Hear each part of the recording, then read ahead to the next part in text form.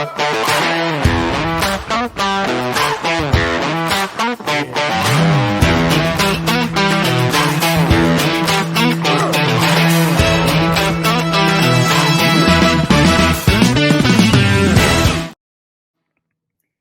everybody. I'm Marilyn, CEO and founder of Cosmic Centaurs, and the host of our weekly live video series called Center Stage.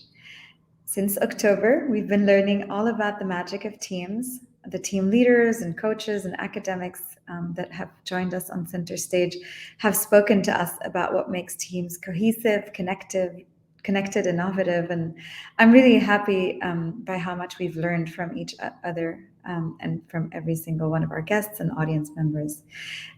We just finished the third chapter about coaching teams, and this season we have a new tradition, which is that at the end of every chapter, I wrap it up with a special episode where it's me talking, recapping, maybe bringing some new perspective to the topic. For the next few minutes, I'll be summarizing the highlights of the insights and key takeaways from the chapter and sharing my own perspective on this idea of how you coach teams, because after all, coaching is one of the many things that we do at Cosmic Centaurs, and I really hope that this episode will help you learn how to become a better coach. And I think we had a little play on the words in the title today, because it's not so much about becoming a coach in the sense of, formally coaching people, but rather how do you go from being a player to being a coach, which is how do you change the way that you behave when you are now responsible for a team? I know definitely that when that happened to me in my career, it was a big moment and there was a lot to learn. So before we begin, as always, do show us some love. Give this video a like, comment, share it with someone you think would find it insightful, perhaps someone who has just become a manager for the first time, or someone who's struggling with, how to make sure that their team can grow, or someone who wants to learn. We always want to hear from you, so please don't be shy. Drop your thoughts, ask questions in the comments, tell me where you're tuning in from. It's always so lovely to see where all of you are at the moment.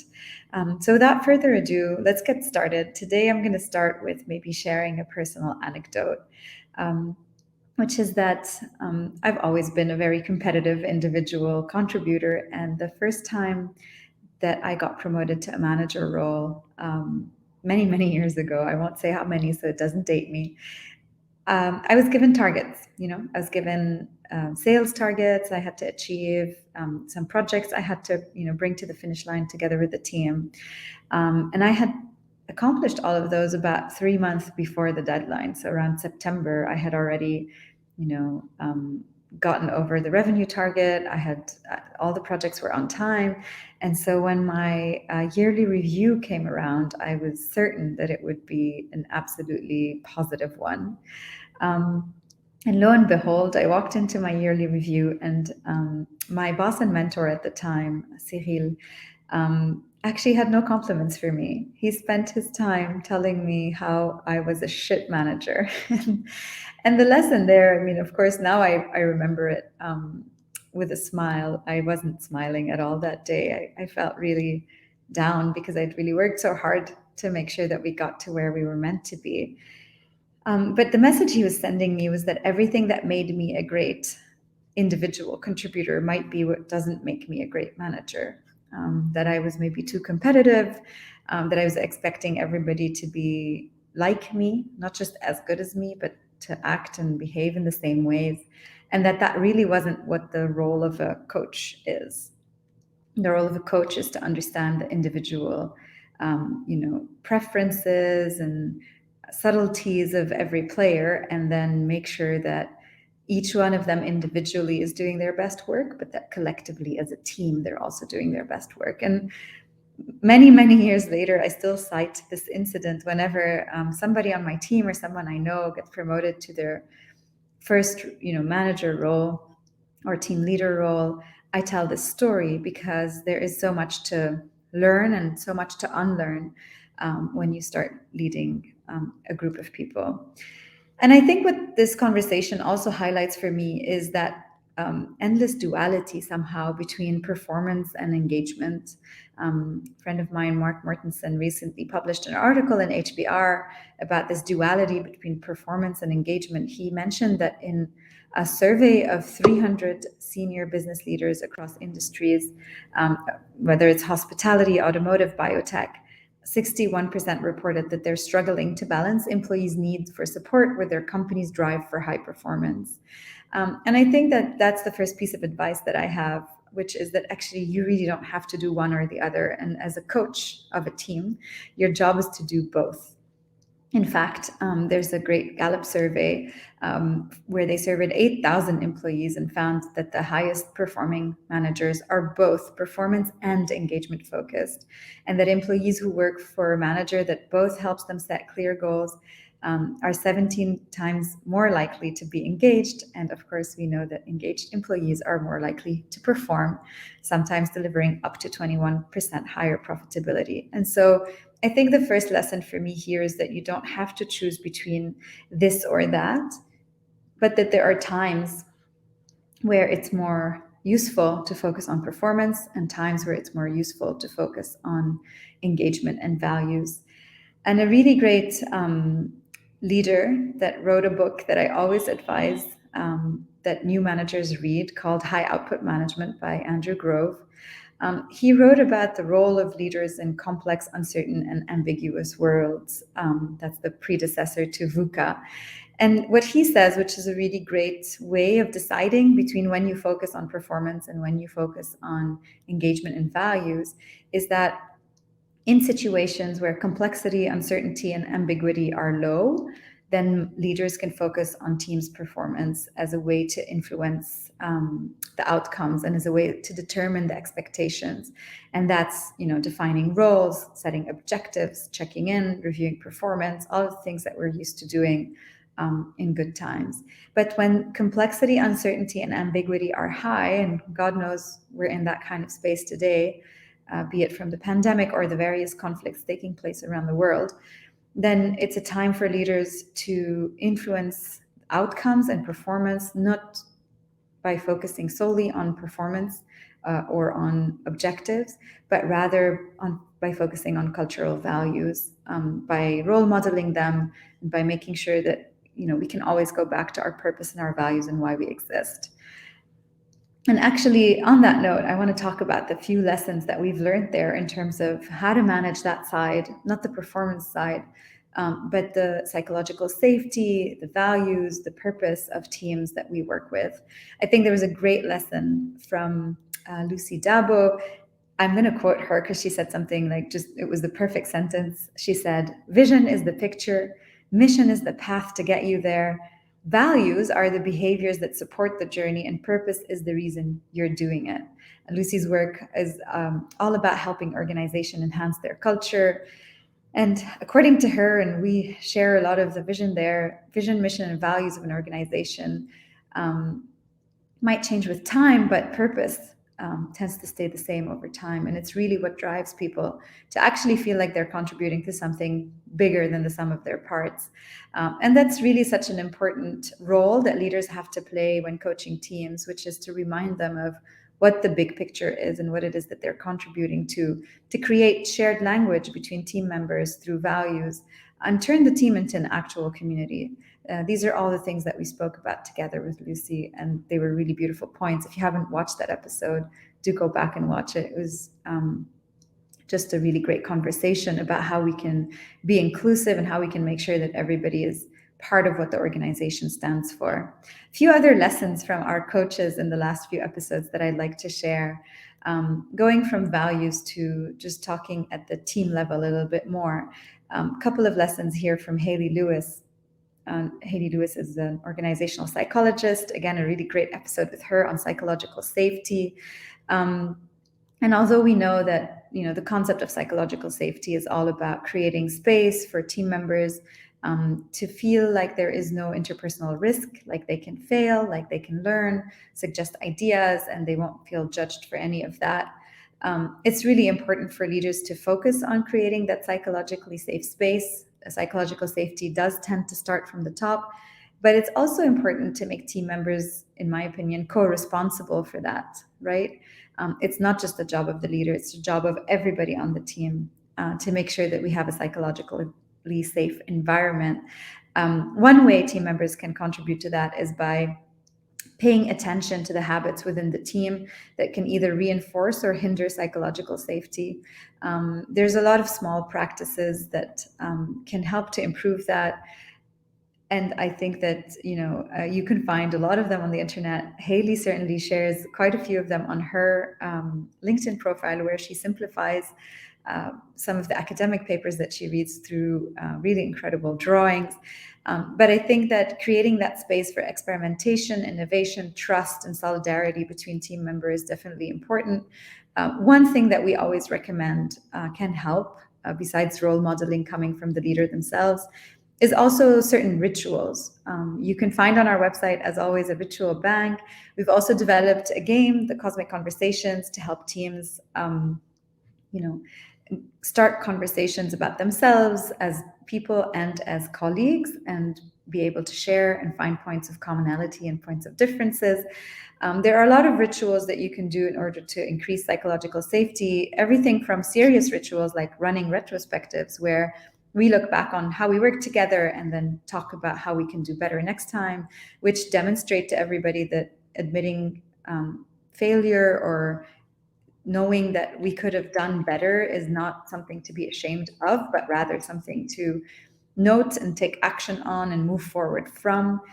I think creating time to connect with each other as humans really help with psychological safety. We spoke about that with Connie in our first ever episode of the season, around how important it is to feel connected to each other, to know each other well, so that we have a space from which to interpret the behaviors of others, and that really helps with psychological safety as well. So a lot of resources there, and definitely a really important concept to become really expert at as a team member and a team leader.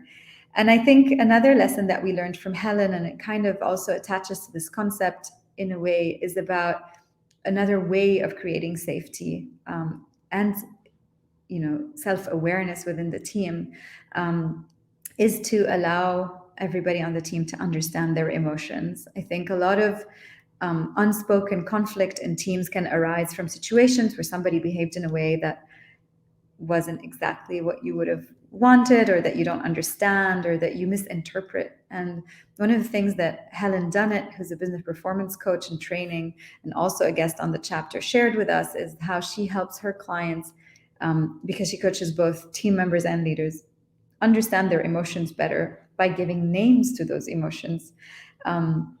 We tend to bundle everything under, I feel good, I feel bad, I'm upset.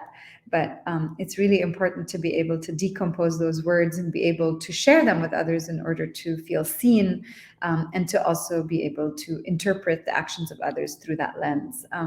We mentioned a couple of resources then. The first one is, of course, Brene Brown's book that came out over the holidays, called The Atlas of the Heart. It's actually a resource, I think, of more than 80 emotions and what they mean, and how to associate the right words to them.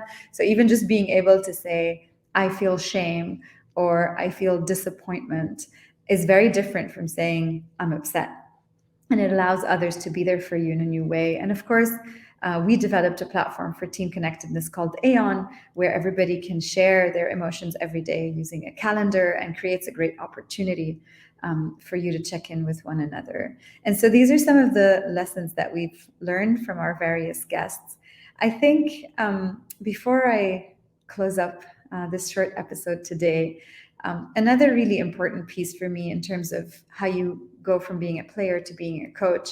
I shared that lesson in the beginning about the feedback that my manager had given me the first time I became a manager, about how it's important to nurture the team, how it's important to care for the individuals, understand their strengths, and learn how to bring them together so they can produce something that's greater than the sum of their parts. Another definition that I really love about what it's like to be a manager, or a coach in this case, comes from a professor from INSEAD called Joe Santos. And his definition for what makes a great manager is that managers are really great at absorbing the risk that surrounds a team, and creating a safe space where the team can continue to perform at the best of their ability. And that risk today can come from a lot of places. Of course, it can come from the state of the affairs of the world. It could come from COVID. It may also come from the uncertainty around a specific industry, how it's evolving, or a market that you're in. Sometimes it's even internal risk coming from pressure, coming from the company itself.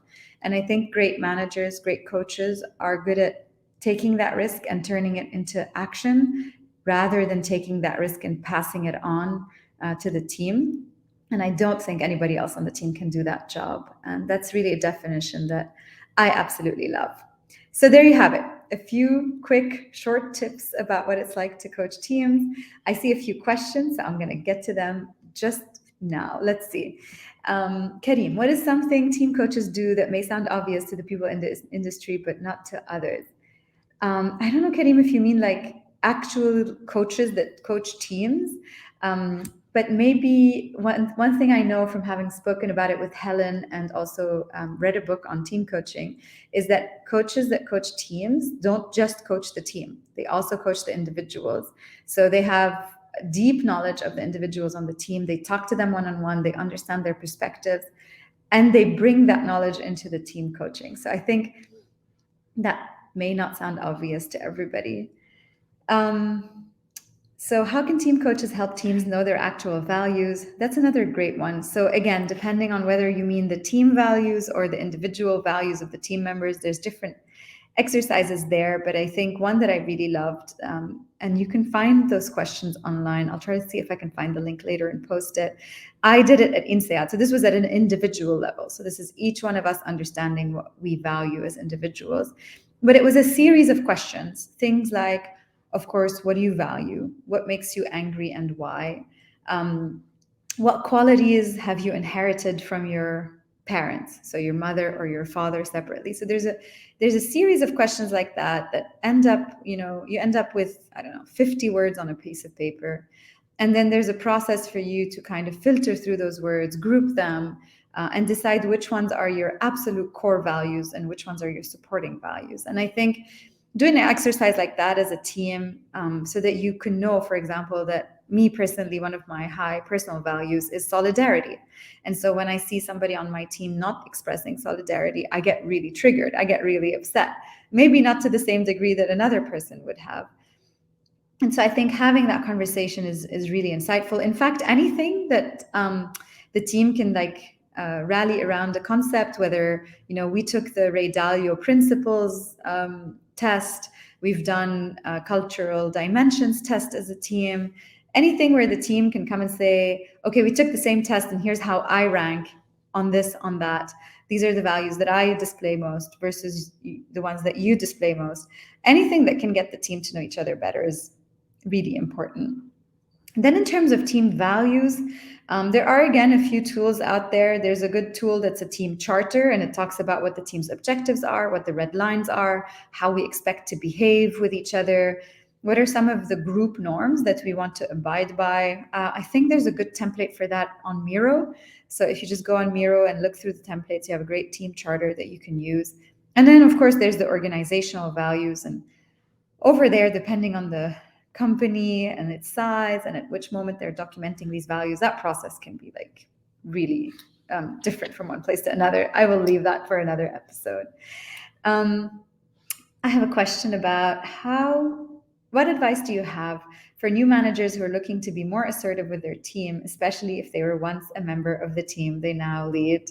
That's a really tough one, actually. I think the first thing is just be comfortable with the fact that you will never again be a team member. That's a really tough loss to deal with. You will not be included in all the WhatsApp groups. You will not be privy to all the gossip. You are now de facto going to be treated as someone who is not a member of the group. And that's that. And that's okay. And that's your job. In terms of how to become more assertive, I think don't let past friendships get in the way if you fully want to embrace that role. And I've had many tough conversations with friends who became team members or team members who had become friends.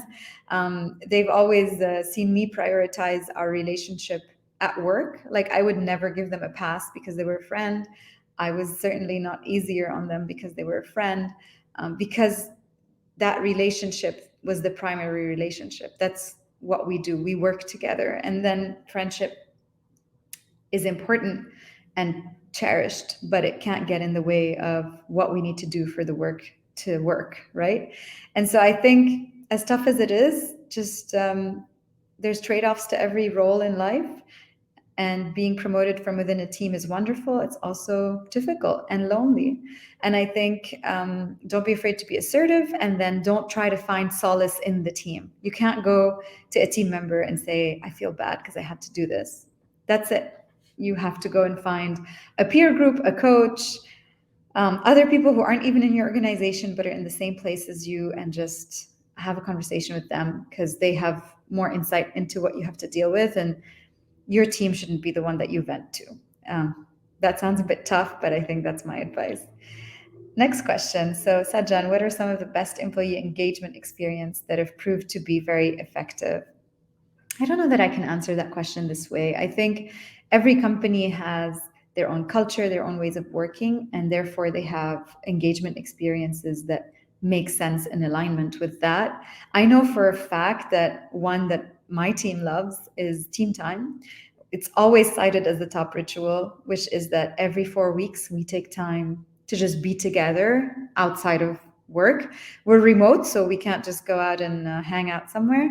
Instead, we play games, we answer cosmic conversation questions, and we just are not allowed to talk about work for an hour. And it's not much, but it really helps us to create a relationship with each other. And I think that's really important. Rhea, loved reading Atlas of the Heart. Great guide and map to help define the nuances and emotions we feel. She also has a question. Is it the responsibility of the team coach to help team members understand their emotions when it comes to work? Seems like it could be a lot of work for the coach and can be difficult map to navigate. That's a really great question. I think it depends on the kind of leader you are. I, as a leader, think it is my job to do that, which certainly leads my team members into very personal, sometimes uncomfortable conversations, I'm sure. But I think that a lot of the time, if we aren't able to pinpoint why we behaved a certain way, we'll actually be penalized by the group or by our leader, because of the way they interpret it. So for me, it's like, I would rather know that this person, made me feel like, for example, they weren't expressing solidarity because of a lack of communication or because of shame, than because they didn't give a shit. And so I think being able to use those words, I know that someone on my team told me, like, when I joined the team, I was really like annoyed because I thought we're going to be talking about our emotions and shit, but now I really like it. And I think that it is your job. And the reason I believe that is that I think we should bring our whole humanity to work. If a friend of yours was behaving in a way that was counterproductive to your relationship, you would talk to them about their feelings. And while I fully respect keeping boundaries and not forcing people into conversations they don't want to have, I also think a little nudge to say, is this how you were feeling when you said that? Can you explain to me what prompted you to behave in this way or react in this way is really important. And if you as a leader have the capacity, the ability, the interest to help people through those moments, I think you can have a really wonderful long-term impact on just their ability to self-process, to regulate their emotions, and to react in the right ways. One more question here before we wrap up for today. Raif says, how can a team member trigger solidarity if the team leader does not really care? I mean, I don't know what it means for a team leader not to care. I think that's another one that often comes up. I'm a big defender of middle management. I think that team leaders, middle managers, they always get the worst end of the stick. Their team hates them and their boss thinks they're not doing a good enough job. And they're always sat in the middle between these different hierarchies and having to deal with both. And something I always say to my team too is that, I mentioned this a little bit earlier, it's like psychological safety, that's a two-way street. I can create it for you, but if you create a space where I don't feel psychologically safe, then we're losing, because then as your leader, I don't feel like I can express myself. I can't say what I actually think. I have to walk on eggshells. and that doesn't create a happy relationship. And so I think team members tend to underestimate how much impact they have on their leader. They tend to underestimate that that person is just human, just like them. They have shortcomings, they have emotions, they have good and bad days, they have triggers, they have ways that they prefer to be spoken to or given feedback. As soon as someone gets promoted to being someone's leader, they suddenly lose their humanity. And that's why I bring all of this back into the conversation. It's not a one-way relationship. And I think it's okay for team leaders and coaches or whatever you want to call them to say that and to express when they were hurt, misunderstood, made to feel lonely or simply not cared for. And that's why I was talking about this example of being able to say, well, as your leader, I was made to feel uncomfortable because I didn't feel that you were acting in solidarity. Now, what does it mean for the team leader not to really care, Raif? I don't know. If you want to give me more details, I'm happy to answer that. But I think nobody shows up to work wanting to do a shit job. No one shows up to work wanting to be an asshole. If people behave a certain way, there's always an underlying reason. And since we spend most of our awake time together, why not take a minute to try and understand what it is, whether you're the leader or the team member? It can go a really, really long way. And with that brings me to the end of our special episode about coaching teams. Thank you so much to our audience for these amazing questions, and a great thank you to all of our guests from Chapter 3 who joined us on LinkedIn Live and shared their insights and expertise. I'm always very grateful to each and every one of them. And as always, this video will be available on LinkedIn forever. We'll also repost it on YouTube and our website. If you don't want to miss it or any of our upcoming content, you can visit our website on cosmiccentaurs.com and sign up to our newsletter and follow our content and any upcoming webinars or events that we'll be hosting.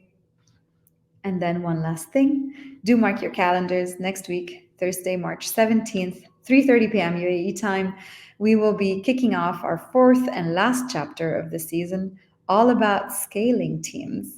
And I'll be hosting our first guest, Tarek Saiduddin from Zenshin, for an episode about how to scale and grow teams through the evolution of a company. Thank you so much for joining me today. I'm signing us off and see you next week.